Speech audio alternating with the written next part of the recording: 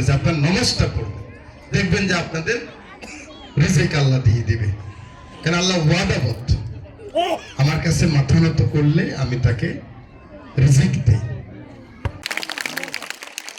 আপনাদের হক বুঝে নেওয়ার জন্য বাধ্য করবেন আমার আপনারা, বড় কথা লিখে দিবেন ফেসবুকের মধ্যে, বললেন সব হক আদায় করতেছে না, বুঝাতে পারতেছি আমি, তাহলে আমি প্রেশারে থাকি, আমি যে ঝামেলায় থাকি যে ভাই এ তো খেপছে, এর দিতে হইল, না দিলে উপায় নেই, কথাটা বুঝছেন না? তো সেই জন্য বললাম। আর যেটা বলতে চাই সেটা হলো সবাই নামাজ পড়বেন, বাইরে পুরুষরা না, আল্লাহ কিন্তু আপনার ভাগ্যের পরিবর্তন ঘটাবে না। আল্লাহ বলছে তুমি সালাত, এক জায়গায় বলছে সালাত নামাজ প্রতিষ্ঠা করো, যাকাত দাও। আরেক জায়গায় বলছে নামাজ পড়ো আমি রিজিক দেব। ভুল ফেললে হইব, পড়তেছে আল্লাহ যখন বুঝে দেন নত হইতেছে না। দেখেন না নুরুল জমিদারের ভাতের অভাব হয় নাই কোনো সময়,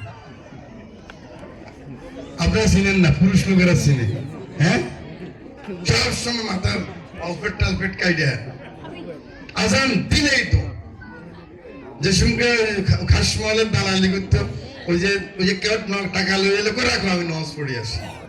দেখেন এর কোনো ভাতের অভাব হয় নাই। এখন আছে নাকি নুরুল জমিদার? অসুস্থ, অনেক বয়স হয়েছে, আমার 85-90 নিচে না, তার ভাতের অভাব হয় নাই কোনো সময়। আমার ছোট কাকা বলতো তোমরা খালি নুরুর, আমরা তো মুক্তিযুদ্ধের পক্ষে, উনি ছিল নুরুর পক্ষে, শরীফের আব্বা, আমার বাবার লোক ঝগড়া লাগতো, বললো আরে আমরা খাই নুরু নুরু করেন, আপনি নামাজ পড়েন না, নুরু তো নামাজ পড়েন, আপনার তো নামাজ কম পড়তো তখন। তো নুরুর কোনো সময় ভাতের অভাব হয় না, সেই জন্য আমি বলেছি আপনার নামাজটা পড়বেন, দেখবেন যে আপনাদের রিজিক আল্লাহ দিয়ে দিবে।